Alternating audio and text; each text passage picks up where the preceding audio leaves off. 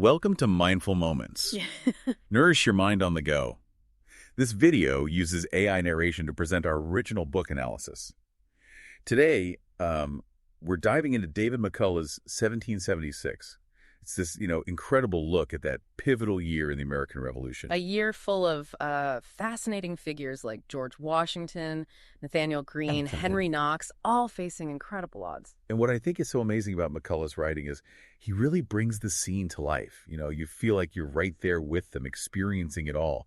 I mean, from the mud of the battlefields to the sheer extravagance of King George III's royal coach. Yeah, speaking of King George, McCullough really sets the stage, doesn't he? By contrasting the grandeur of the British monarchy with what many in England saw as just this rabble of colonial farmers. Oh, absolutely. He describes this massive 4-ton carriage, all decked out with gold and carvings of, mythical figures. It's almost a caricature of power and excess. Yeah. But it's interesting, right, that despite this outward display of the British leadership, they consistently underestimated the American forces. That's a crucial point. I mean, figures like Lord Sandwich, the First Lord of the Admiralty, he dismissed the colonists as incapable of mounting any real resistance. And General James Grant, right. Yeah. He boasted he could just crush the rebellion with 5 regiments. Exactly. I mean, these deep-seated biases, they really blinded them to the realities on the ground, and it really shaped their early strategies. They just didn't grasp the level of,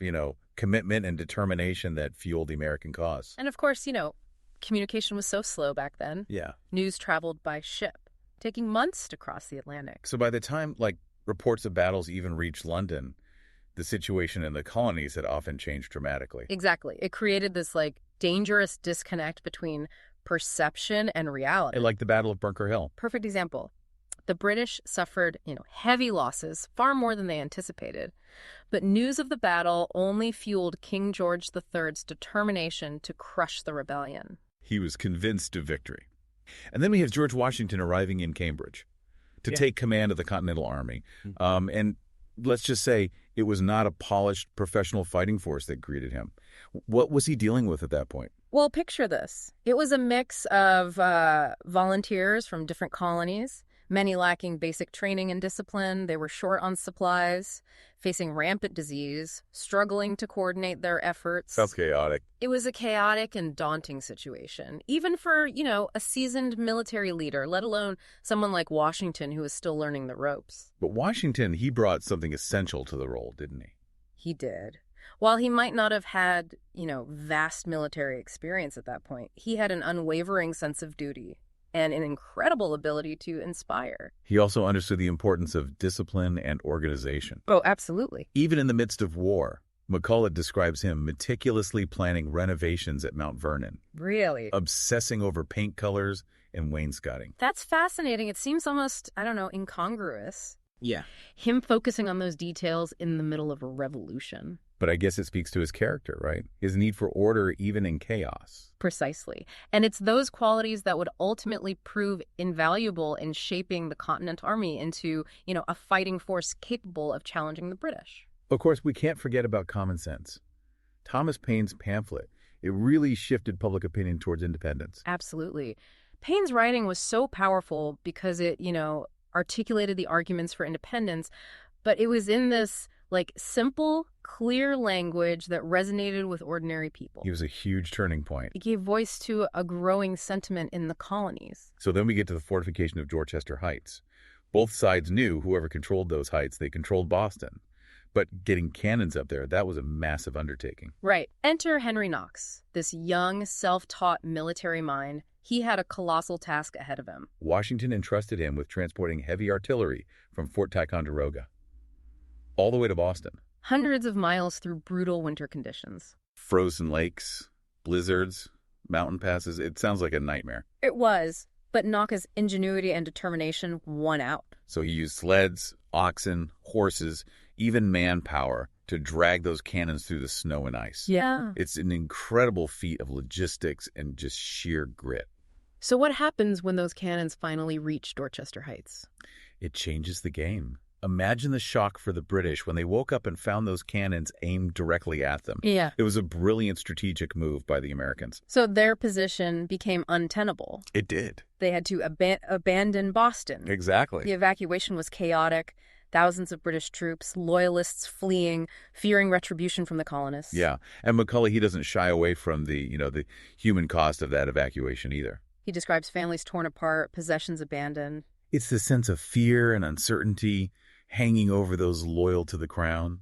It's a reminder that war creates, these ripples that extend far beyond the battlefield, victories and defeats.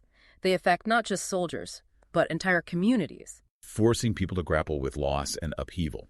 So as the British regrouped, the Continental Army had this whole new strategic challenge, fortifying New York City. Yeah, New York, that was a much bigger target than Boston. Yeah. A lot more complex, the size, the harbor, the political climate. It was a melting pot, a hub of activity, and also like a hotbed of loyalist sentiment. Right.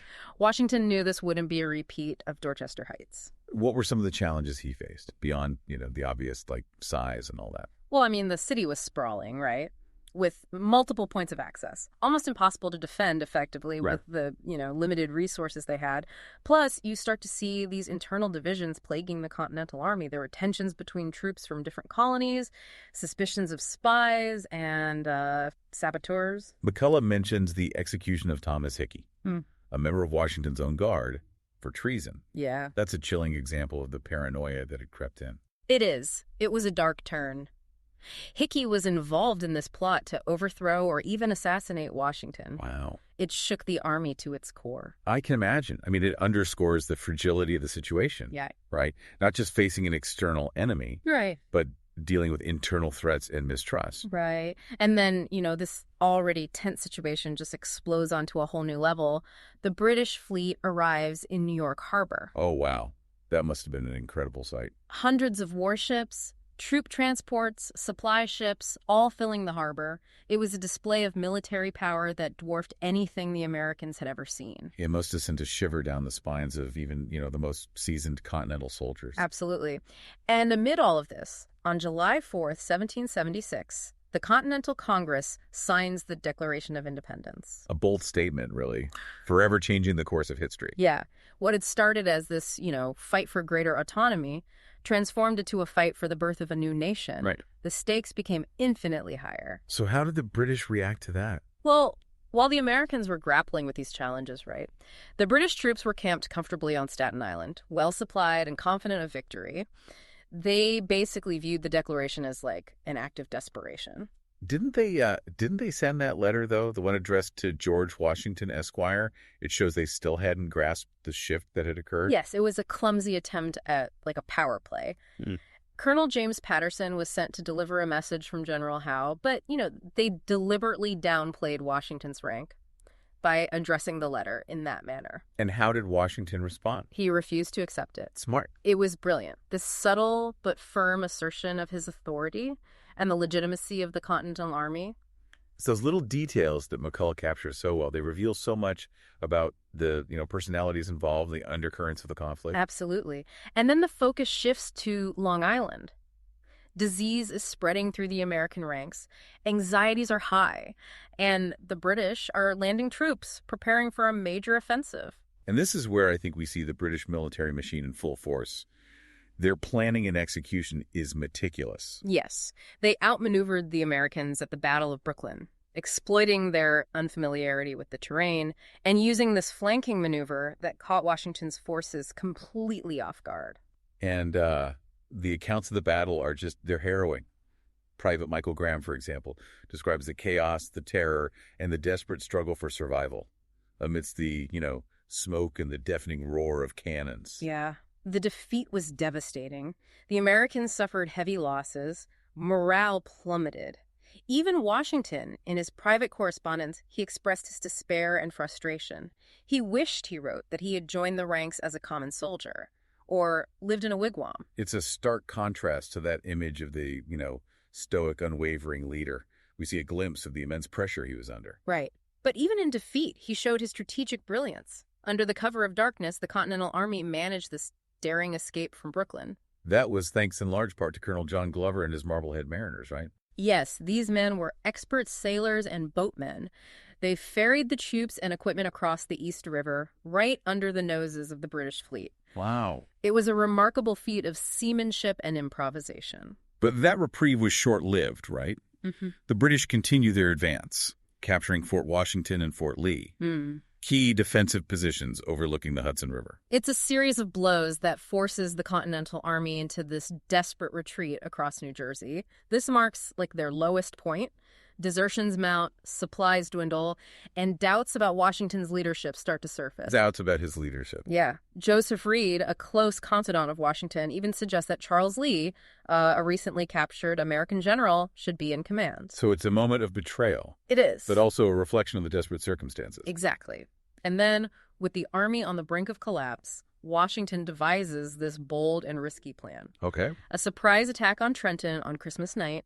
Okay, now this is where things get interesting. So the Americans, exhausted and freezing, make a treacherous crossing of the Delaware River in the dead of winter. The conditions were brutal. Ice floes, driving snow, a fierce wind. It was a testament to their sheer determination that they even made it across. Such an iconic moment, right? Captured so vividly in paintings and popular imagination.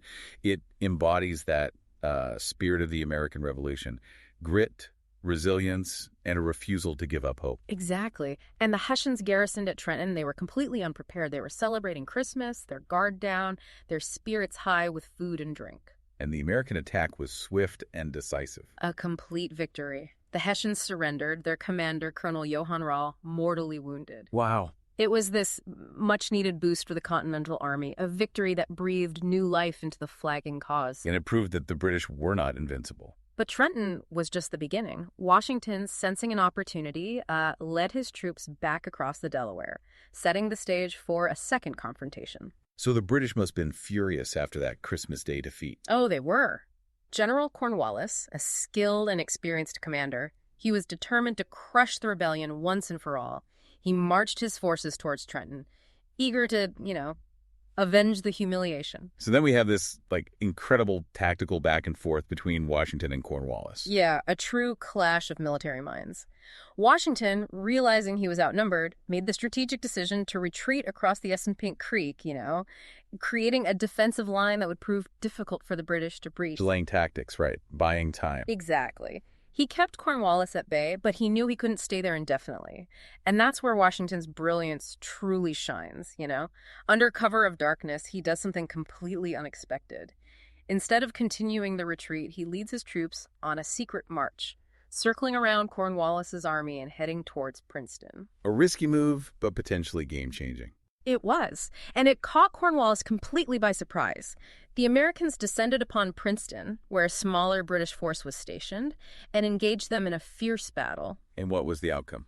Another victory for the Americans. It was, smaller scale than Trenton, but the strategic and psychological impact was enormous. It further demoralized the British, boosted American morale, and it really cemented Washington's reputation as a brilliant tactician. These back-to-back victories, Trenton and Princeton, they really turned the tide of the war, didn't they? They absolutely did. They showed the world that the Continental Army was a force to be reckoned with, and that Washington was a leader capable of, matching wits with the best the British had to offer. The momentum shifted, and hope for independence was, rekindled in the hearts of many Americans. But as we know, the war was far from over. 1776 was just the beginning of a long and arduous struggle for freedom. Yeah. But it was a crucial year. A crucible that forged the spirit of the American Revolution. McCullough's book is so powerful because it takes us beyond that, familiar narrative. Beyond the dates and battles, he humanizes these figures, reveals their flaws and doubts, and he really shows us the true cost of war, both, physically and emotionally. And through it all, Washington emerges as this remarkable figure. I mean, he wasn't perfect. He made mistakes. He faced moments of deep despair. But he never gave up on the cause, and he never stopped believing in the possibility of an independent America. Exactly. And his leadership, you see it evolve throughout the year. He's learning from his mistakes, adapting to changing circumstances, and ultimately inspiring his troops to achieve victories that many thought were impossible. This deep dive has really opened my eyes to the complexities of the American Revolution. It wasn't just a straight line to victory. It was messy, unpredictable, often brutal. Right. And McCullough doesn't shy away from any of it. He gives us this nuanced, multifaceted view of the conflict, the people involved, and the decisions that shaped the course of history. I highly recommend 1776 to anyone who wants to really understand this pivotal year and its lasting impact. It's a fascinating read, full of drama, intrigue, and inspiration. You'll gain a whole new appreciation for the sacrifices made by those who fought for our nation's birth. It's a story that continues to resonate today, reminding us of the enduring power of courage, resilience, and the pursuit of liberty. If you'd like to experience this crucial year in American history firsthand, we encourage you to pick up a copy of 1776. You can find a link to purchase the book in the description below. And while you're there, don't forget to subscribe to our channel for more deep dives into fascinating topics and thought-provoking ideas. Thanks for joining us.